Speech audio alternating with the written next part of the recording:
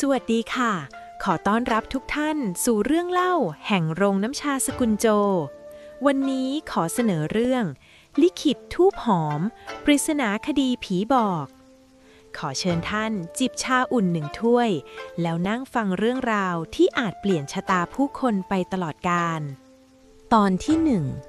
คุณหนูผู้เกียจคร้านและควันทูบที่พูดได้ท่ามกลางสายฝนโปรยปรายในต้นฤดูใบไม้ร่วงณเมืองหลวงอันมั่งคั่งทว่าในซอกหลืบของถนนสายเล็กที่เงียบเหงา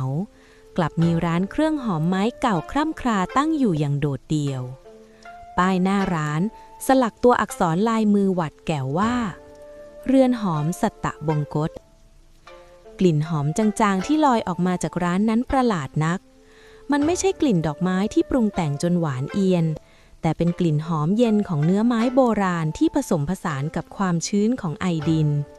ทำให้ผู้ที่เดินผ่านไปมารู้สึกเย็นสันหลังอย่างบอกไม่ถูกภายในร้านที่สลัวราง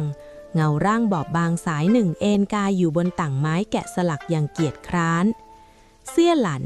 ในชุดผ้าไหมสีฟ้าอ่อนที่ดูหลวมโคร่งปกปิดรูปร่างนางกำลังหลับตาพริ้มมือเรียวขาวซีดคีบก้านทูบที่มอดไหมไปกว่าครึ่งขึ้นมาวนรอบจมูกเบาๆคุณหนูเจ้าคะนี่มันยามจ้ายแล้วนะเจ้าคะท่านยังไม่ลุกขึ้นมาจัดร้านอีกหรือเจ้าคะเสี่ยวเถาสาวใช้คนสนิทเดินเข้ามาพร้อมกับบ่นกระปอดกระแปะพลางวางถาดน้ำชาลงบนโต๊ะข้างตัวนางเสี่ยหลันไม่ได้ลืมตาแต่นางขยับริมฝีปากเอ่ยออกมาสั้นๆด้วยน้ำเสียงที่แหบพร่าและราบเรียบคนยังไม่มาเจ้าจะรีบไปทำไมคนที่ไหนจะมาเจ้าคะฝนตกหนักขนาดนี้แม้แต่สุนัขสักตัวยังไม่อยากเดินผ่านหน้าร้านเราเลยคนตายเสี่ยหลันลืมตาขึ้นช้าๆแววตาของนางนิ่งสงบดุจผิวน้ำในบ่อลึกที่ไร้ก้นเสี่ยวเถาไปเปิดประตูด้านหลังทิ้งไว้ครึ่งบานใครบางคนอยากเข้ามาหลบฝนทันใดนั้น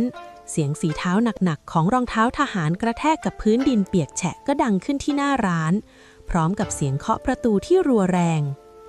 ปั้งปั้งปั้งเจ้าของร้านมีคนอยู่หรือไม่ข้าคือมือปราบจากศาลเจ้ากรมองครักษ์เซียวเท้าหันไปมองคุณหนูของนางด้วยความตกใจ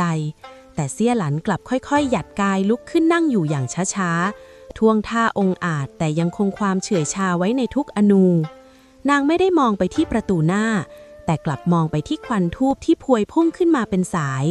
มันกำลังม้วนตัวคล้ายนิ้วมือที่ชี้ไปยังชายหนุ่มผู้บุกรุกประตูถูกผลักออกอย่างแรง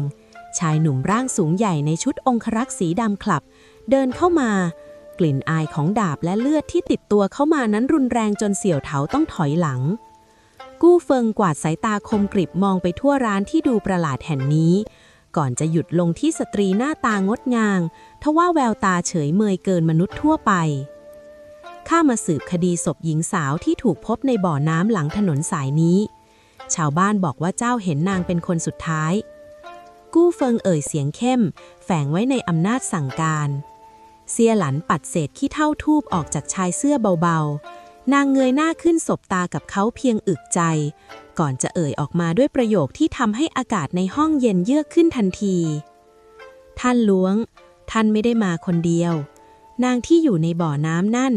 บัดนี้กำลังเกาะอยู่ที่หลังของท่านและนางอยากจะบอกท่านว่านางไม่ได้จมน้ำตายเองกู้เฟิงชะงักแววตาที่เคยเชื่อมั่นในพยานหลักฐานสั่นไหวไปชั่วครู่ท่ามกลางเสียงฝนที่ตกหนักความเงียบเข้าปกคลุมร้านเครื่องหอม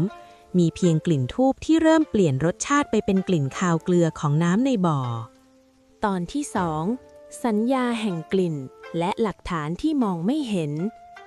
คำพูดที่หลุดออกมาจากปากของสตรีตรงหน้าทำให้กู้เฟิงขมวดคิ้วแน่น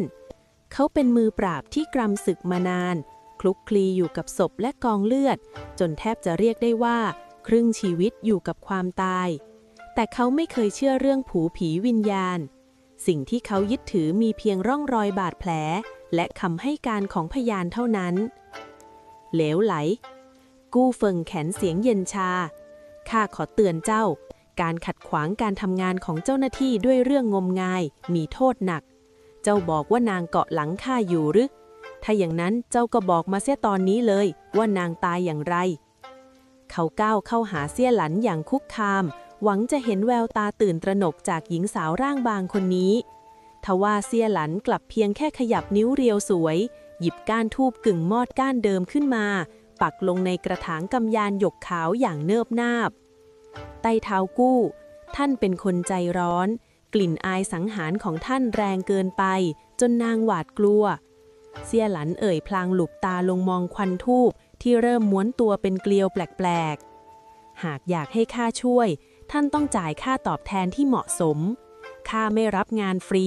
และข้าไม่ชอบเรื่องวุ่นวายเจ้ากล้าต่อรองกับทางการหรือศาสตร์แห่งทูบของข้ามีไว้เพื่อปลดเปลื้องไม่ใช่เพื่อรับใช้ใคร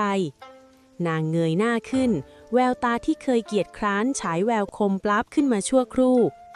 ไต้เท้ากู้ท่านอยากได้หลักฐานที่มัดตัวฆาตกรได้จริงหรือไม่ถ้าอยากได้ข้าต้องการหญ้าน้ำค้างแข็งจากคลังยาส่วนกลางของกรมองครักษ์3 ต้นและท่านต้องรับปากว่าจะไม่ให้ใครมารบกวนร้านของข้าเป็นเวลา1 เดือนกูเฟิงชะงักหญ้าน้ำค้างแข็งเป็นสมุนไพรหายากที่ใช้ปรุงยาถอนพิษชั้นสูงสตรีผู้นี้รู้ได้อย่างไร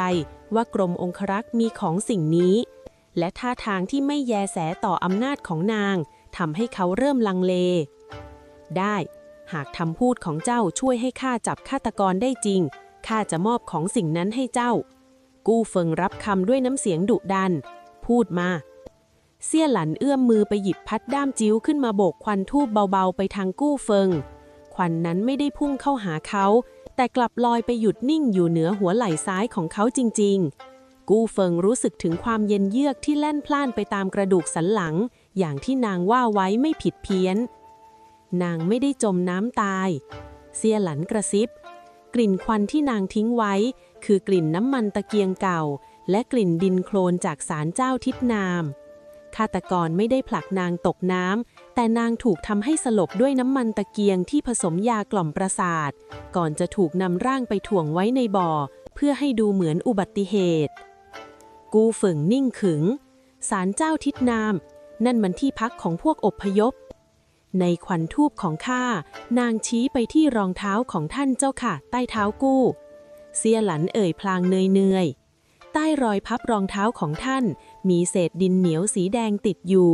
ซึ่งดินสีนี้มีอยู่เพียงที่เดียวคือหลังศาลเจ้าทิศนามที่เพิ่งมีการขุดลอกคลองกูเฟิงก้มลงมองรองเท้าของตนเองทันทีเขาสังเกตเห็นเศษดินสีแดงเล็กๆที่เขาเผลอเหยียบมาจากแถวที่พบศพแต่นางเห็นมันได้อย่างไรในขณะที่นั่งอยู่ห่างออกไปถึง5 ก้าวเสี่ยวเถาส่งแขกเสี้ยหลันปิดเปลือกตาลงราวกับเรี่ยวแรงของนางหมดลงแล้วข้าเหนื่อยแล้วไต้เท้าไปสืบดูที่ศาลเจ้านั้นเถิดหากเจอตะเกียงดินเผาใบเล็กที่ก้นบุบท่านก็จะเจอหลักฐานที่เหลือเองกูเฟิงมองสตรีที่ดูเหมือนจะหลับไปจริงๆด้วยความรู้สึกที่บอกไม่ถูกทั้งทึ่งทั้งระแวงและทั้งไม่เข้าใจนางเป็นใครกันแน่คุณหนูตระกูลตกยากหรือปรมาจารย์ศาสตร์มืดที่เร้นกายเขาสะบัดชายสะผ้าแล้วเดินออกจากร้านไปท่ามกลางสายฝนที่เริ่มซาลงโดยมีเป้าหมายคือศาลเจ้าทิศนามตามที่นางบอกเมื่อกู้เฟิงจากไปเสี่ยวเถารีบวิ่งเข้าไปกระซิบข้างหูเสี้ยหลันว่าคุณหนูเจ้าคะท่านไปบอกความลับทางการแบบนั้นจะไม่เป็นไรหรือเจ้าคะแล้วผีสาวนั้นไปแล้วหรือยังเจ้าคะเสี้ยหลันลืมตาขึ้นเพียงข้างเดียวนางยังไม่ไปนางจะรอจนกว่ากู้เฟิงจะจับคนผิดได้เสี่ยวเถาข้าหิวแล้วไปหาเกาลัดคั่วมาให้ข้าทีการคุยกับดวงวิญญาณนี่มันเปลืองแรงชะมัดนางถอนหายใจยาวความเกียจคร้านกลับเข้ามาครอบงำอีกครั้งทิ้งไว้เพียงกลิ่นธูปที่เริ่มจางลงท่ามกลางความลึกลับที่เพิ่งเริ่มต้นตอนที่ 3 กับดักกลางศาลเจ้าและร่องรอยในบ่อน้ำบรรยากาศที่ศาลเจ้าทิศใต้ในยามโพลเพลช่างชวนให้รู้สึกวังเวงที่นี่เป็นศาลเจ้าเก่าที่ทรุดโทรมจนแทบไร้ผู้คนมากราบไหว้ รอบบริเวณเต็มไปด้วยกระต๊อบหลังเล็กๆของผู้อพยพที่มาอาศัยพักพิงชั่วคราวดินเหนียวสีแดงใต้เท้าข้นคลักเพราะหยาดฝนทำให้ทุกฝีก้าวของกู้เฟิงหนักอึ้งเขานึกถึงคำพูดของสตรีผู้นั้นตะเกียงดินเผาใบเล็กที่ก้นบุบกู้เฟิงโบกมือให้เหล่าผู้ใต้บังคับบัญชาแยกย้ายกันออกค้นหาอย่างเงียบเชียบส่วนตัวเขาเดินมุ่งหน้าไปทางด้านหลังศาลเจ้าซึ่งมีกองขยะและเศษอิฐวางสุมอยู่ใกล้กับขอบบ่อบำบัดน้ำเสียเก่ากลิ่นเหม็นอับของความชื้นชวนให้สะอิดสะเอียนแต่กลับมีกลิ่นหนึ่งที่แทรกซึมออกมามันคือกลิ่นน้ำมันตะเกียงราคาถูกที่ฉุนกึกใต้เท้าพบแล้วพะยะค่ะเสียงตะโกนของมือปราบหนุ่มคนหนึ่งดังขึ้นจากใต้ถุนศาลเจ้ากู้เฟิงรีบพุ่งตัวไปทันทีในมือของมือปราบคนนั้นมีตะเกียงดินเผาสภาพเก่าเขอะ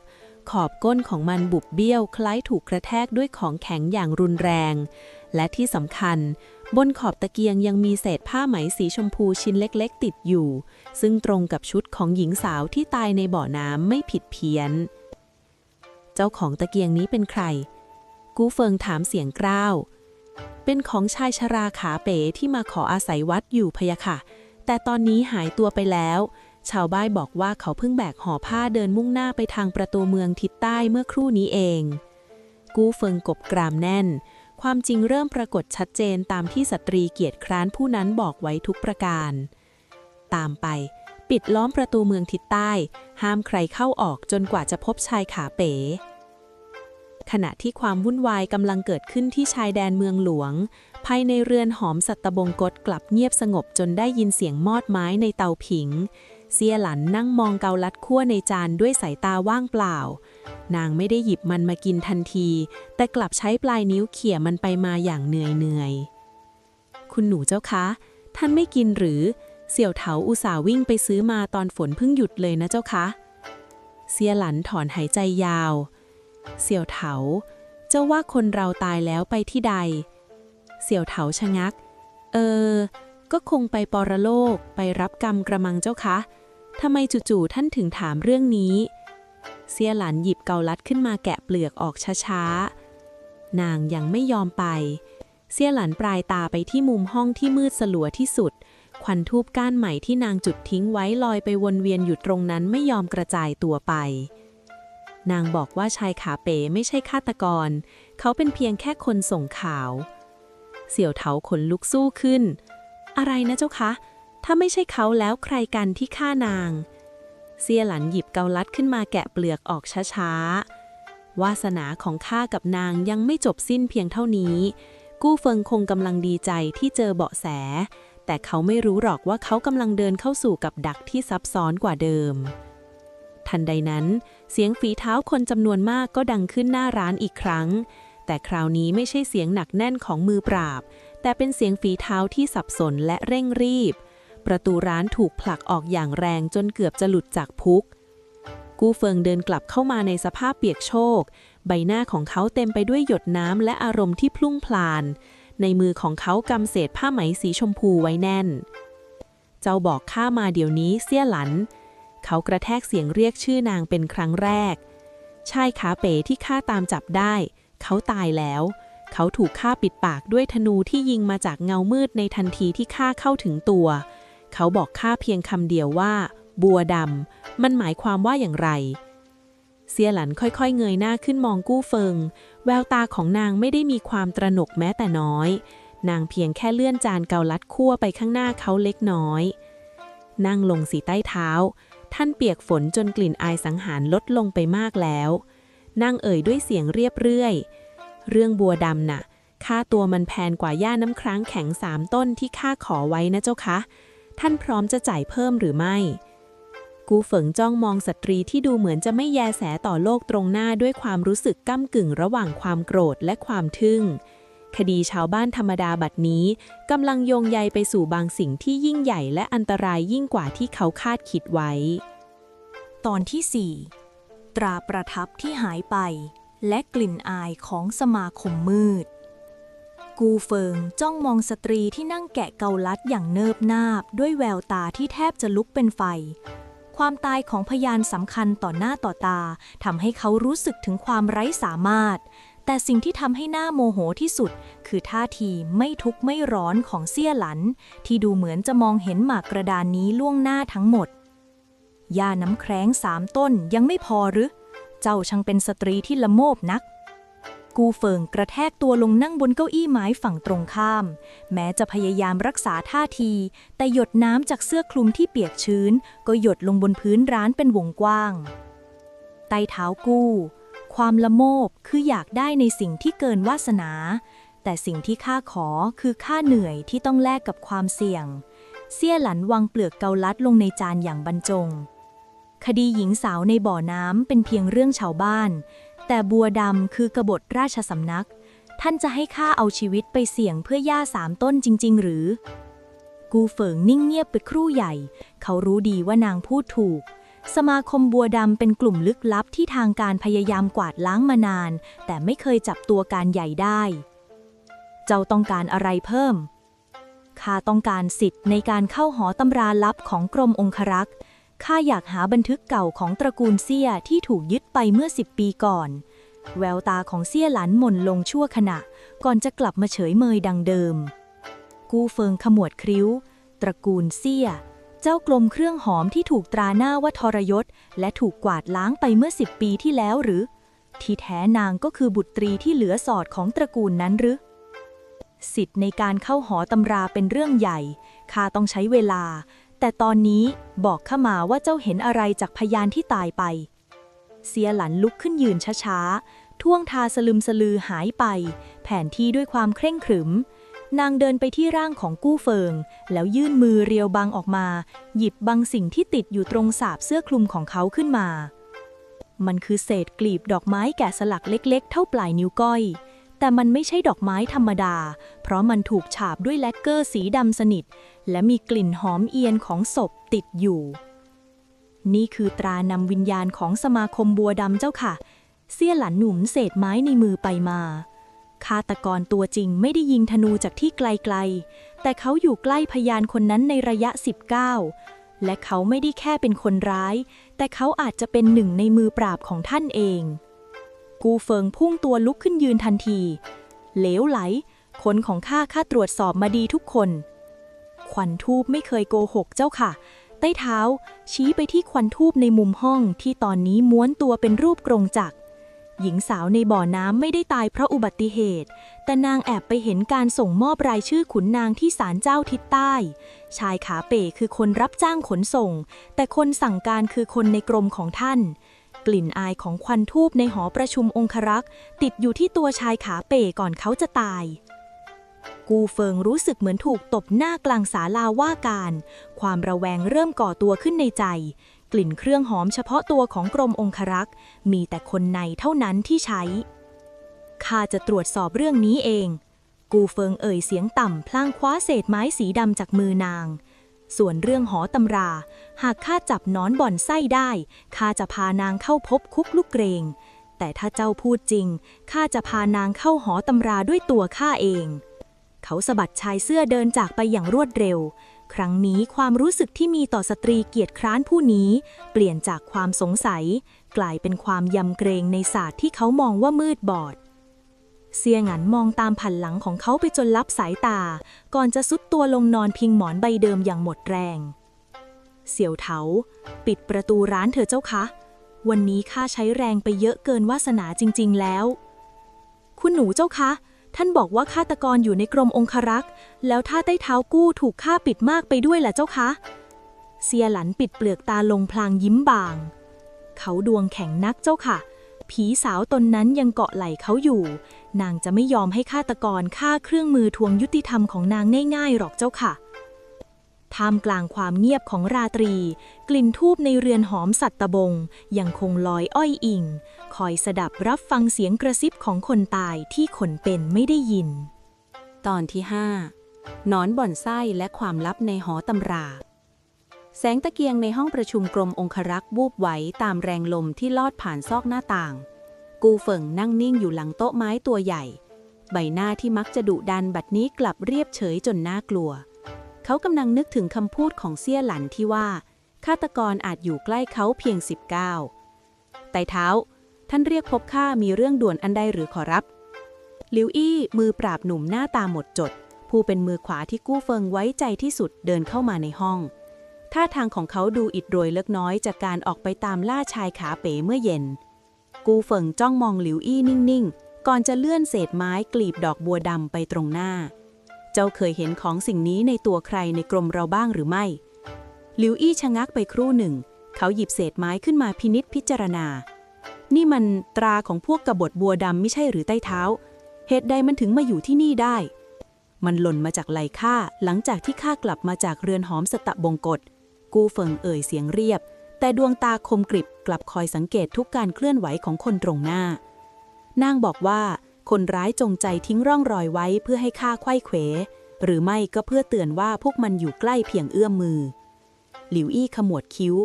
คุณหนูเสี้ยผู้นั้นนางพูดจาเพ้อเจ้อเกินไปหรือไม่ไต่เท้าจะเชื่อคำของสตรีที่ดูไม่เต็มบาทผู้นั้นจริงๆหรือขอรับนางไม่เต็มบาทแต่ข้อมูลของนางไม่เคยพลาดกูเฟิงลุกขึ้นยืน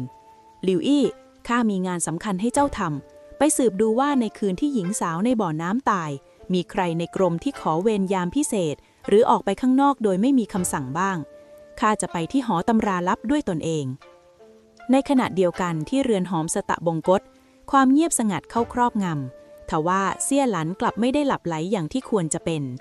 นางนั่งขัดสมาธิอยู่บนพื้นไม้เบื้องหน้ากระถางธูปขนาดใหญ่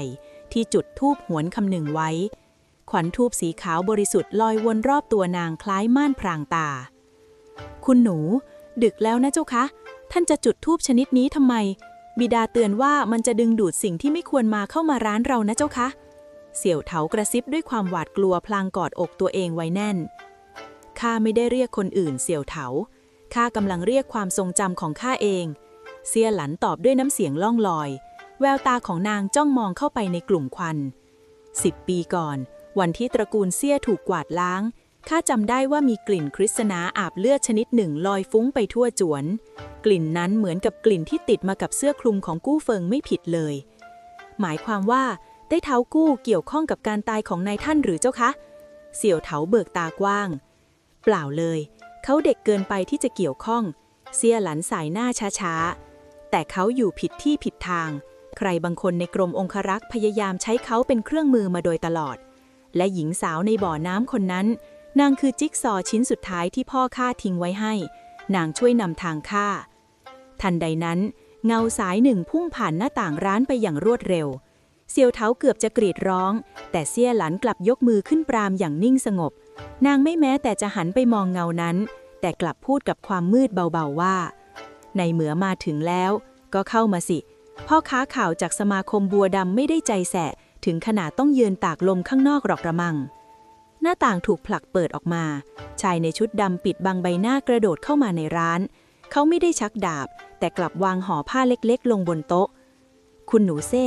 ในท่านฝากมาบอกว่าเลิกเล่นสนุกกับองครักษ์นั่นเสียไม่อย่างนั้นกลิ่นธูปในร้านนี้จะกลายเป็นกลิ่นเผาศพของตัวเจ้าเองชายชุดดำเอ่ยเสียงเย็นก่อนจะหายลับไปในความมืดเซียหลันมองห่อผ้าตรงหน้านางค่อยๆเปิดมันออกภายในคือจี้หยกรูปดอกบัวดำที่แตกหักครึ่งซีกและมีคราบเลือดครั้งกริดติดอยู่วาสนาครั้งนี้ช่างดุเดือดนักเซียหลันพึมคำคลางหยิบจี้หยกขึ้นมาดมเสี่ยวเถาเตรียมเครื่องหอมดับวิญญาณให้ข้าพรุ่งนี้ข้าต้องเดินทางไปที่หอตำราลับกับกู้เฟิงคดีนี้ไม่ใช่เรื่องชาวบ้านแล้วแต่มันคือการเปิดประตูสู่นรกที่ข้าเคยจากมาตอนที่ 6 กับดักในหอตำราและความจริงที่ถูกเผาเช้าวันรุ่งขึ้นท้องฟ้าเหนือเมืองหลวงยังคงปกคลุมด้วยเมฆครึ้มกูเฟิงควบม้ามาหยุดที่หน้าร้านเรือนหอมสัตตะบงกฎด้วยใบหน้าที่เคร่งเครียดกว่าทุกวันเขาลงจากม้าแล้วสาวเท้าเข้าไปด้านในพบว่าเซี่ยหลันเตรียมตัวเสร็จอยู่ก่อนแล้วนางสวมชุดสีเทาเรียบๆที่ดูคล้ายชุดของบัณฑิตตกยาก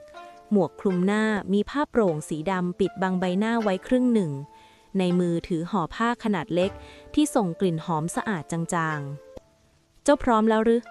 กู้ฟังถามพลางกวาดสายตามองรอบร้านอย่างระแวดระวังเมื่อคืนหลิวอี้รายงานว่ามีร่องรอยคนแปลกหน้าวนเวียนอยู่แถวนี้เจ้าเป็นอะไรหรือไม่ถ้ายังสบายดีเจ้าขาดใต้เท้าแต่ถ้าท่านมาช้ากว่านี้ข้าอาจจะเปลี่ยนใจไปนอนต่อเสียก่อน เสี่ยหลันตอบด้วยน้ำเสียงที่ยังคงความเกียจคร้านไว้เป็นเอกลักษณ์นางเดินผ่านเขาไปที่ม้าอย่างเหนื่อยๆรีบไปเถิดเจ้าค่ะก่อนที่คนบางคนจะเผาหลักฐานในหอตำราจนหมดเสียก่อน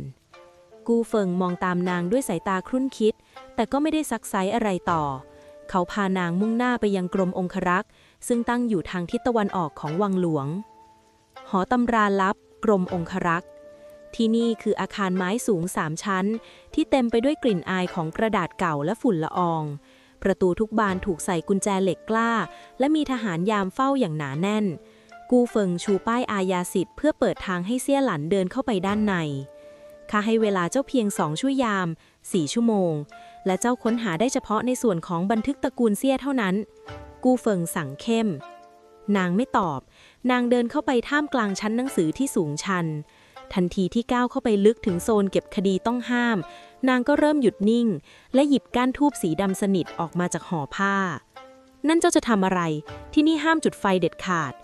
กูเฟิงรีบปรามนี่ไม่ใช่ไฟธรรมดาเจ้าขาเท้าแต่นางกลับหยิบเครื่องหอมที่ปั้นเป็นก้อนเล็กๆมาถูกันจนเกิดประกายไฟจางๆและควันที่พุ่งออกมาจากทูบก้านนั้นไม่ได้ลอยขึ้นฟ้าแต่มันกลับเลื้อยไปตามพื้นราวกับงูที่มีชีวิตควันทูบสีเทาเข้มพุ่งตรงไปที่หีบไม้ใบหนึ่งที่ถูกวางทิ้งไว้ในมุมที่ลึกที่สุดและมีหยากใยเกาะหนาเตอะหีบใบนั้นกูเฟิงเดินตามไปดูเขาใช้ดาบงัดแม่กุญแจที่สนิมเขิดออกภายในมีม้วนกระดาษที่ถูกไฟไหม้ไปเกือบครึ่งและมีกลิ่นกฤษณาอาบเลือดแบบที่เสี่ยหลันเคยพูดไว้ฟุ้งกระจายออกมาทว่าทันทีที่หีบถูกเปิดออกเสียงกลไกบางอย่างก็ดังขึ้นจากใต้พื้นห้องคลิกกับดัก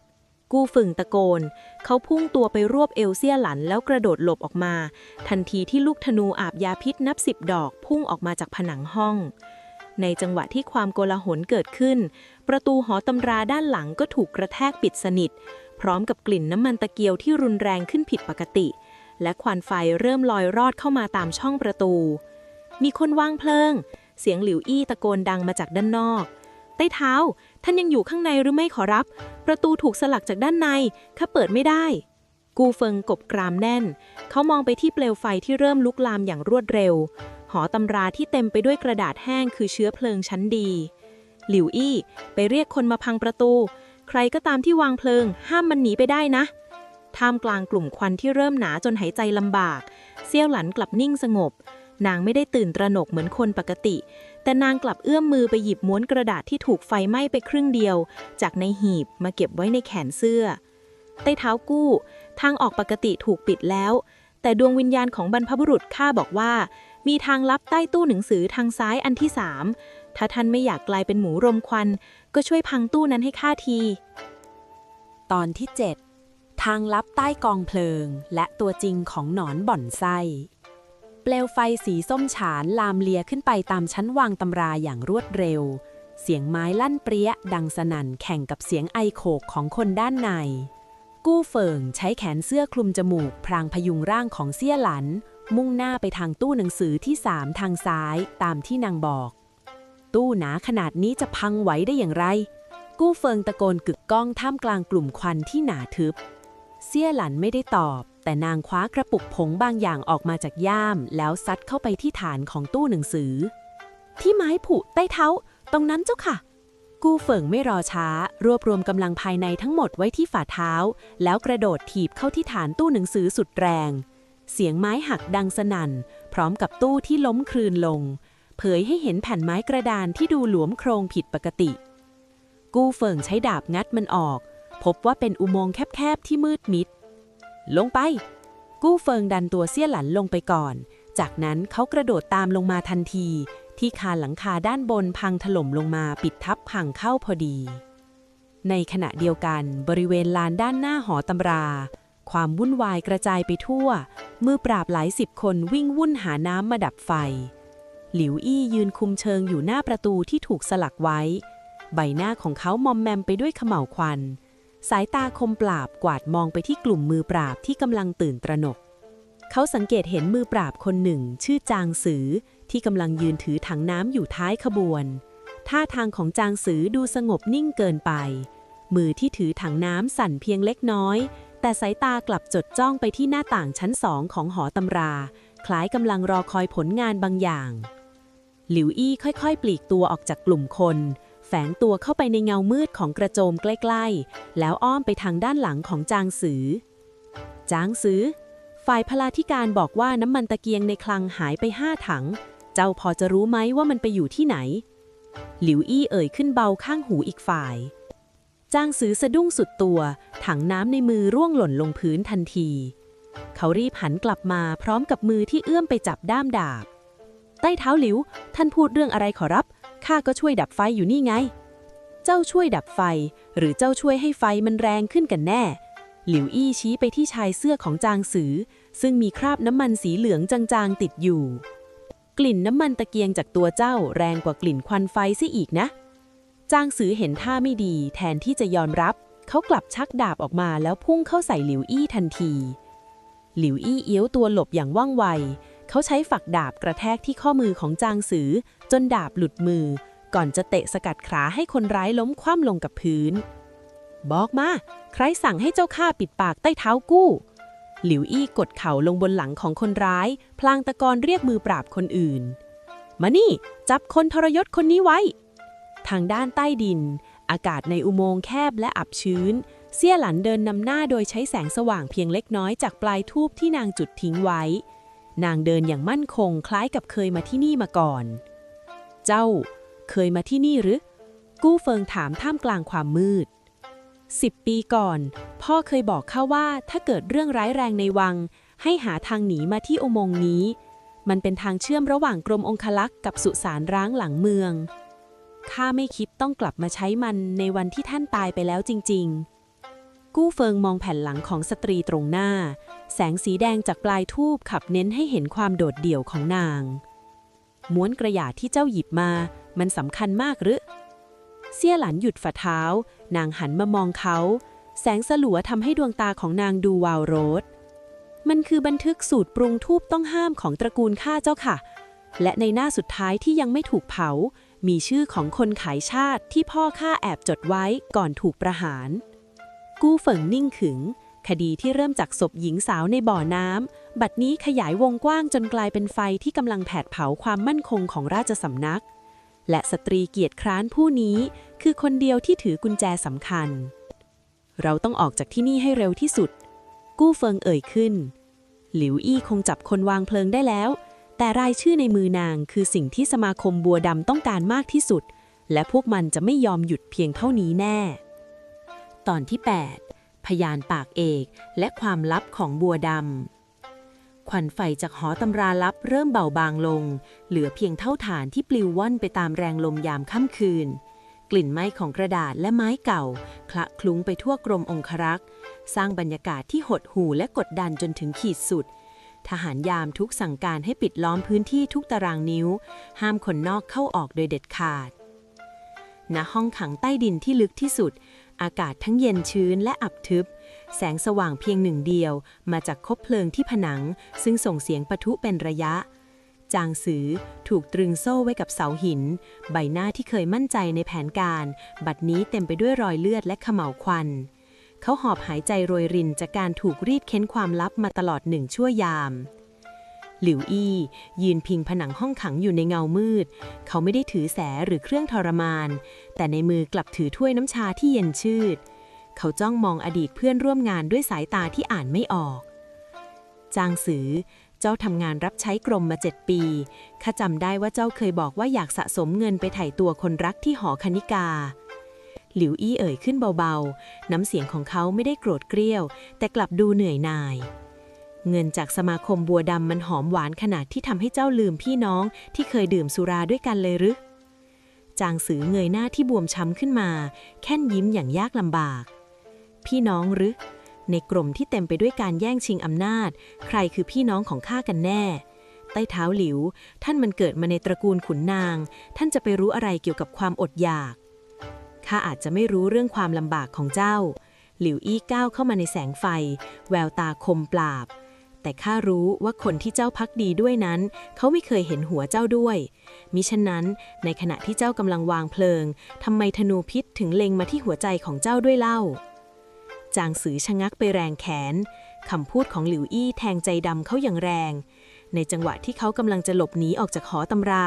เขาจำได้ว่ามีลูกธนูพุ่งเฉียดใบหูไปเพียงเส้นยาแดงผ่าแปดหากหลิวอี้ไม่เข้ามารวบตัวเขาไว้ก่อนเขาคงกลายเป็นศพเฝ้ากองเพลิงไปแล้วในขณะเดียวกันณสุสานร้างหลังเมืองแผ่นหินจารึกชื่อที่ปรักหักพังถูกปกคลุมด้วยเถาวัลย์และมอสสีเข้มแค้นท่ามกลางความเงียบงันที่มีเพียงเสียงจิ้งหรีดเรไรแผ่นดินตรงมุมหนึ่งพลันเลื่อนออกมาช้าๆเผยให้เห็นทางลับที่ถูกซ่อนไว้ใต้หลุมศพเก่าเซี่ยหลันก้าวออกมาจากอุโมงค์เป็นคนแรกนางไม่ได้มีท่าทีเหนื่อยหอบจากการเดินไกลแต่กลับดูสงบเงียบจนน่ากลัวนางปัดดุดออกจากชุดบัณฑิตสีเทาอย่างเนิบนาบขณะที่กู้เฟิงตามหลังออกมาพร้อมกับดาบที่กำไว้แน่นในมือเราปลอดภัยแล้วกู้เฟิงพึมพำพลางกวาดสายตามองไปรอบสุสานร้างที่ดูวังเวงเจ้าแน่ใจนะว่าไม่มีใครตามเรามาในอุโมงค์เซี่ยหลันไม่ได้ตอบทันทีนางหยิบก้านทูบที่ดับไปแล้วขึ้นมาดูรอยไหม้ที่ปลายทูบยังคงทิ้งร่องรอยบางอย่างไว้จึงชูมันขึ้นรับลมกลิ่นอายของคนเป็นไม่มีแต่กลิ่นอายของคนตายที่ถูกปลุกขึ้นมานั้นเข้มข้นนักใต้เท้าสมาคมบัวดำไม่ได้ใช้เพียงคนในการทำลำโพงแต่พวกมันใช้ศาสตร์มุดที่บิดเบือนวิญญาณด้วยศาสตร์มุดเจ้าหมายความว่ายังไงเซี่ยหลันหันมาสบตากับเขาแสงจันจางส่องกระทบใบหน้าของนางทำให้ดูลึกลับดุจเทพธิดาผู้พิทักษ์ความตายหญิงสาวในบ่อน้ำคนนั้นนางไม่ได้จงใจมาบอกความจริงท่านเพียงเพราะอยากทวงยุติธรรมแต่ดวงวิญญาณของนางถูกล่ามไว้ด้วยคำสาปบางอย่างเพื่อล่อให้ท่านมาพบข้าและพาท่านไปที่หอตำราทั้งหมดนี้คือแผนล่อเสือออกจากถ้ำกู้เฟิงนิ่งขึงไปครู่ใหญ่หัวใจของเขาเต้นแรงขึ้นด้วยความตระหนักว่าถ้าการที่ข้าพเจ้าไปหอตำราคือแผนล่อเสือออกจากถ้ำเป้าหมายที่แท้จริงของพวกมันก็คือคุกใต้ดินเซี่ยหลันสรุปเสียงเรียบพวกมันต้องการฆ่าปิดหมวกชางซือและชิงหลักฐานบางอย่างที่จางซือซ่อนไว้ก่อนถูกจับหลิวอี้กู้เฟิงอุทานด้วยความตกใจเขาไม่รอช้าพุ่งตัวไปที่ม้าที่ซ่อนอยู่ชายป่าทันทีเซี่ยหลันเจ้ากลับไปที่ร้านก่อนข้าต้องไปที่คุกใต้ดินเดี๋ยวนี้เซี่ยหลันมองตามแผ่นหลังที่รีบร้อนของกู้เฟิงไปนางค่อยๆหยิบม้วนกระดาษที่ไหม้ไปครึ่งเดียวออกจากแขนเสื้อแล้วคลี่ออกดูในความเงียบใต้เท้ากู้เอ๋ยท่านยังมองเห็นเพียงหมากบนกระดานแต่ท่านไม่รู้เลยว่าหมากที่แท้จริงอยู่ในมือของข้ามาตั้งแต่ต้นแล้วนางจุดธูปก้านใหม่ขวัญธูปสีขาวลอยวนรอบม้วนกระดาษราวกับกำลังปลอกกระโลมวิญญาณที่สถิตอยู่ในบันทึกเลือดใบนั้นตอนที่ 9 แผนซ้อนแผนและกลิ่นธูปสั่งตายบรรยากาศภายในคุกใต้ดินเริ่มตึงเครียดขึ้นอย่างรวดเร็วแสงไฟจากคบเพลิงวูบไหวรุนแรงคล้ายมีลมแรงพัดผ่านทั้งที่ที่นี่เป็นห้องอับอากาศหลิวอี้สัมผัสได้ถึงความผิดปกติเขาละสายตาจากจางซือแล้วหันไปมองทางเดินมืดสลัวที่ทอดตัวออกไปสู่ประตูทางออกกริกกริกเสียงโลหะครูดไปกับพื้นหินดังแว่วมาตามลมมันไม่ใช่เสียงฝีเท้าของมือปราบคนใดที่เขาคุ้นเคยแต่มันเป็นจังหวะที่สม่ำเสมอและหนักอึ้งหลิวอี้ขยับมือไปจับด้ามดาบแน่นหัวใจของเขาเต้นรัวอย่างที่ไม่เคยเป็นมาก่อนจางซือเจ้าได้กลิ่นอะไรไหมหลิวอี้ถามเสียงต่ำจางซือที่ถูกตรึงอยู่กับเสาเริ่มมีอาการหวาดกลัวอย่างเห็นได้ชัดดวงตาของเขาเบิกกว้างจ้องมองไปในความมืดกลิ่นทูบศพพวกมันมาแล้วไต้เท้าหลิวปล่อยข้าพวกมันมาฆ่าปิดปากข้าแล้วในขณะเดียวกันบนถนนมุ่งสู่กรมองครักษ์กูเฟิงควบม้าฝ่าความมืดอย่างไม่คิดชีวิตลมหนาวปะทะใบหน้าจนชาหนึบแต่ในหัวของเขากลับเต็มไปด้วยภาพใบหน้าเฉยเมยของเซี่ยหลันและคำเตือนเรื่องศาสตร์มืดของนางเขาเริ่มเข้าใจแล้วว่าทำไมพยานคนสำคัญถึงตายง่ายดายนักและทำไมไฟถึงไหม้หอตำราได้เร็วขนาดนั้นทุกอย่างไม่ใช่แค่การทรยศของคนแต่มันคือการกำกับโดยใครบางคนที่มองไม่เห็นทางด้านเซี่ยหลันณสุสานร้างนางยังคงยืนนิ่งท่ามกลางหลุมศพที่ปรักหักพังลมราตรีพัดพาปลอยผมของนางให้ปลิวสวัยเซี่ยหลันหลับตาลงช้าๆสูดกลิ่นอากาศที่เจือปนไปด้วยกลิ่นดินและกลิ่นเหม็นเน่าจางๆ นางค่อยๆคลี่ม้วนกระดาษที่เหลือเพียงครึ่งออกมาอีกครั้งแสงจันทร์นวลตาเผยให้เห็นตัวอักษรที่เขียนด้วยเลือดที่แห้งกรังบัวดำผุดจากโคลนตมรากอย่างลึกถึงบัลลังก์พ่อเจ้าคะท่านทิ้งภาระที่หนักอึ้งไว้ให้ข้าจริงๆนางพึมพำเบาๆก่อนจะหยิบธูปสั่งตายซึ่งเป็นธูปสีแดงเข้มสั้นออกมาจุดควันที่พวยพุ่งออกมาจากธูปก้านนี้ไม่ได้เป็นสีขาวหรือสีเทาแต่มันเป็นสีม่วงคล้ำที่ดูลึกลับควันนั้นไม่ลอยกระจายไปตามลมแต่กลับม้วนตัวเป็นเส้นตรงพุ่งทะยานมุ่งหน้าไปยังทิศทางของกรมองครักษ์ราวกับว่ามันกำลังทำหน้าที่เป็นผู้นำทางหรือผู้ส่งสารบางอย่างกลับมาที่ห้องขังใต้ดินเงาดำสายหนึ่งค่อยๆปรากฏขึ้นที่หัวมุมทางเดินมันไม่ใช่คนแต่เป็นหุ่นเชิดไม้ขนาดเท่าตัวคนจริงที่ถูกห่อหุ้มด้วยชุดสีดำใบหน้าของมันเป็นหน้ากากไม้ที่วาดรอยยิ้มวิปริตไว้ที่ข้อมือของหุ่นเชิดมีเส้นด้ายบางๆที่มองเห็นได้ยากโยงใยขึ้นไปสู่เพดานมืดหุ่นเชิดสังหารหลิวอี้สะบดเขาชักดาบออกมาทันทีหุ่นเชิดพุ่งเข้าหาจางซือด้วยความเร็วที่เหลือเชื่อมือไม้ของมันที่แหลมคมดุจใบมีดกวัดแกว่งเข้าใส่เป้าหมายหลิวอี้กระโดดเข้าขวางทางไว้ดาบของเขาปะทะกับมือไม้ดังเคร้งแรงปะทะนั้นมหาศาลจนหลิวอี้รู้สึกมือชาจางซือหมอบลงหลิวอี้ตะโกนพลางตวัดดาบฟันเข้าที่ข้อต่อของหุ่นเชิดแต่ดูเหมือนมันจะไม่มีความรู้สึกเจ็บปวดในจังหวะที่หลิวอี้กำลังจะถูกใบมีดจากหุ่นเชิดอีกตัวที่โผล่มาจากด้านหลังโจมตีควันสีม่วงคล้ำสายหนึ่งก็พุ่งลอดซอกประตูห้องขังเข้ามาควันนั้นม้วนตัวพันคอของหุ่นเชิดไม้ทันทีราวกับมีมือที่มองไม่เห็นกระชากมันไว้หุ่นเชิดที่เคยรวดเร็วกลับชะงักนิ่งและเริ่มสั่นกระตุกกลิ่นหอมของธูปสั่งตายกระจายไปทั่วห้องขังบดบังกลิ่นเหม็นของศพและน้ำมันตะเกียงจนหมดสิ้นนี่มันกลิ่นธูปของคุณหนูเสี่ยหลันหลิวอี้พึมพำด้วยความประหลาดใจตอนที่ 10 การปรากฏตัวของมือสังหารเงาและคำสารภาพสุดท้ายกลุ่มควันสีม่วงคล้ำที่พุ่งเข้ามาในห้องขังไม่ได้เพียงแค่รบกวนการเคลื่อนไหวของหุ่นเชิดแต่มันกลับทำหน้าที่คล้ายโซ่ตรวนที่มองไม่เห็นรัดรึงข้อต่อไม้ที่ดังเอียดอาร์ตให้หยุดนิ่งหลิวอี้ฉวยจังหวะที่ศัตรูชะงักงันพุ่งตัวเข้าไปใช้ดาบตัดเส้นได้บางเฉียบบนเพดานที่สั่นระริกทันทีขวับขวับหุ่นเชิดทั้งสองร่างสุดหวบลงกองกับพื้นดินเยี่ยงเศษไม้ไร้ค่าแต่หลิวอี้รู้ดีว่าเรื่องนี้ยังไม่จบเส้นได้เหล่านั้นไม่ได้ขยับด้วยตัวเองมีคนกำลังบงการพวกมันจากมุมมืดเบื้องบนออกมาหลิวอี้ตวาดพลางปักดาบลงกับพื้นแววตาที่เคยขี้เล่นบัดนี้กร้าวระดังราชสีห์เจ้าหลบซ่อนตัวอยู่ในเงามืดมานานพอแล้ว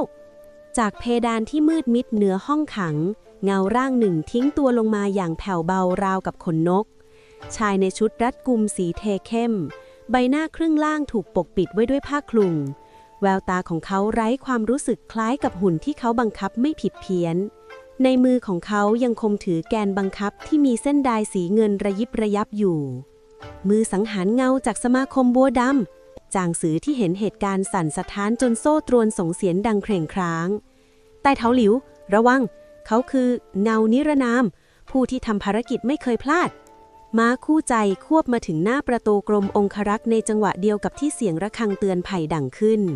กู้ฟืนกระโดดลงจากม้าโดยไม่รอให้มันหยุดสนิทเขาเห็นกลุ่มมือปราบยืนล้อมทางเข้าคุกใต้ดินด้วยท่าทีละล้าละลังหลีกไปกู้เฟืองตวาดพลานชักดาบอาญาสิทธิ์ออกมาแสงไฟจากคบเพลิงสะท้อนใบดาบจนดูน่าเกรงขามใครขวางทางข้าจะถือเป็นพวกเดียวกับกบฏเขาพุ่งตัวลงไปในทางเดินใต้ดินที่เต็มไปด้วยกลุ่นควันสีม่วงจางๆกลิ่นที่คุ้นเคยทำให้เขาชะงักไปชั่วครู่เสี่ยหลันเจ้าถึงกับส่งควันทูมมานำทางข้าชิวหรือการต่อสู้ระหว่างหลิวอี้กับมือสังหารเงาเป็นไปอย่างดุเดือดเส้นด้ายสีเงินเหล่านั้นไม่ได้มีไว้เพื่อบังคับหุ่นเชิดเพียงอย่างเดียวแต่มันกลับกลายเป็นอาวุธที่คมกริบตัดผ่านได้แม้กระทั่งเสาหินหลิวอี้ต้องใช้ไหวพริบอย่างหนักเพื่อไม่ให้ถูกเส้นด้ายรัดคอจางซือคือพยานเพียงคนเดียวเจ้าไม่มีทางได้หัวของเขาไปหลิวอี้เหวี่ยงดาบเข้าปะทะเส้นด้ายจนเกิดประกายไฟพยานที่ตายแล้วย่อมพูดไม่ได้ มือสังหารเงาเอ่ยเป็นครั้งแรกเสียงของเขานิ่งเรียบจนหน้าขนลุกเขาสะบัดเข้ามือเพียงนิดเส้นด้ายนับ10พุ่งตรงไปที่ลำคอของจางซือทันทีเคร้งใบดาบสีเงินเล่มใหญ่พุ่งเข้ามาขวางเส้นด้ายเหล่านั้นไว้ได้ทันท่วงทีกูเฟิงปรากฏตัวขึ้นพร้อมกับแรงกดดันมหาศาลเขาใช้ดาบพันเส้นด้ายไว้แล้วกระชากสุดแรงจนมือสังหารเงาเสียหลักกู้เฟิงมือสังหารอุทานเบาๆก่อนจะตัดสินใจกัดกระเปาะยาพิษที่ซ่อนอยู่ในฟันเพื่อฆ่าตัวตายตามกฎของสมาคมแต่ว่าควันสีม่วงคล้ำที่วนเวียนอยู่กลับพุ่งเข้าอุดปากและจมูกของเขาไว้แน่นจนเขาไม่สามารถกลืนหรือหายใจได้เสี่ยนหลันบอกว่าคนตายพูดไม่ได้แต่คนที่มีลมหายใจติดขัดย่อมอยากระบายความในใจกูเฟิงกดปลายดาบลงที่คอหอยของเขาจางซือที่เห็นความพินาศของพวกเดียวกันจึงซุดลงคุกเข่าอย่างหมดสิ้นหวังข้าจะพูดทุกอย่างนายท่านที่สั่งการข้าเขาคือแต่ในวินาทีที่จางซือกำลังจะเอ่ยชื่อออกมาธนูเงียบกริบดอกหนึ่งพุ่งลอดช่องลมเล็กๆบนเพดานคุกปักเข้าที่ขั้วหัวใจของจางซืออย่างแม่นยำจางซือตากระตุกค้างเลือดไหลทะลักออกจากปากเขาพยายามจะคว้าชายเสื้อกู้เฟิงก่อนจะสิ้นใจไปพร้อมกับความลับสุดท้ายที่ยังไม่ทันหลุดจากปากกู้เฟิงกำดาบแน่นจนข้อนิ้วขาวโพลนแผนการซ้อนแผนนี้ลึกซึ้งกว่าที่เขาคิดศัตรูไม่ได้ต้องการเพียงแค่ฆ่าปิดปากแต่ต้องการเยาะเย้ยเขาถึงในบ้านตนเอง